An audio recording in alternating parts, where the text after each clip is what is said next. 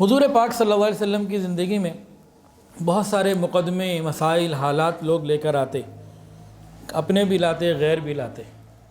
تو ایک مرتبہ ایک نوجوان صحابی، جیسے بچے ہیں نا لڑکے، ایک لڑکا آیا، اس نے آ کے سیدھا اپنے والد کی شکایت لگا دی، میرے والد یہ، میرے والد وہ، میرے والد۔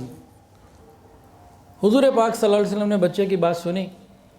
اب فیصلہ دینے کے لیے دوسرے کی بات بھی تو سننی ہوتی ہے نا، تو آپ نے کسی کو بھیجا، جاؤ بھی ان کے والد بزرگوار کو بلا کے لاؤ۔ تو والد کو لینے کوئی چلا گیا۔ ابھی یہ مجلس لگی ہوئی ہے، بات چیت ہو رہی ہے، اتنے میں جبرائیل امین فوراً آ گئے اور نبی علیہ السلام کو کہا، یا رسول اللہ، ایک لڑکے نے بھی اپنے باپ کی شکایت آپ کو لگائی اور آپ نے باپ کو بلانے بھیج بھی دیا ہے، وہ باپ چل پڑا ہے، آپ کی طرف آ رہا ہے۔ جب وہ آئے تو آپ اس سے ضرور پوچھیں کہ تم نے اپنے دل ہی دل میں وہ کون سے اشعار کہے ہیں جن کو تمہارے اپنے کانوں نے بھی ابھی نہیں سنا۔ یعنی اللہ تعالیٰ جبرائیل امین کے ذریعے نبی علیہ السلام کو ایسی ایسی خبریں پہنچا دیتے تھے جو اللہ کے سوا کوئی نہیں جانتا۔ دل کا حال کون جانتا ہے؟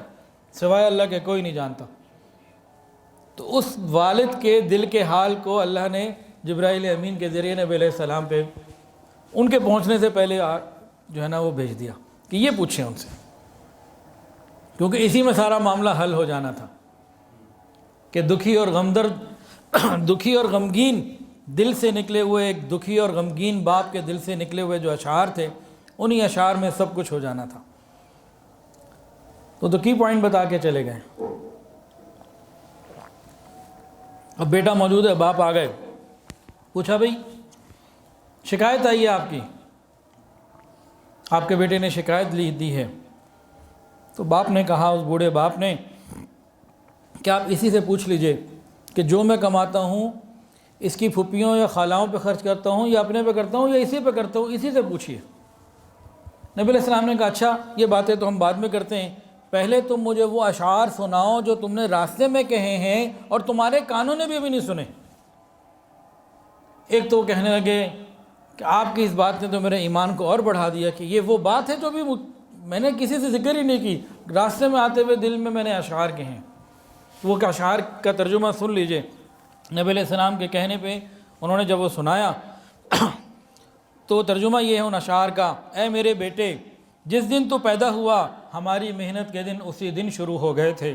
تو روتا تھا، ہم سو نہیں سکتے تھے، جب تک تو کھا نہ لیتا ہم کھا نہیں سکتے تھے۔ تو بیمار ہوتا، ہم طبیبوں کے پاس لے لے کے تجھے پھرتے تھے، ہم ڈرتے تھے کہیں تجھے موت نہ آ جائے، حالانکہ موت الگ چیز ہے، بیماری الگ چیز ہے۔ پھر تجھے گرمی سے بچانے کے لیے دن رات میں محنت کیا کرتا تھا کہ میرے بیٹے کو ٹھنڈی چھاؤں مل جائے، تجھے سردی سے بچانے کے لیے دن رات میں پتھر توڑتا، محنتیں کرتا، تغاریاں اٹھاتا کہ میرے بیٹے کو گرمی مل جائے، آسانیاں مل جائے۔ میرے بیٹے جو کمایا تیرے لیے، جو بچایا وہ بھی تیرے لیے۔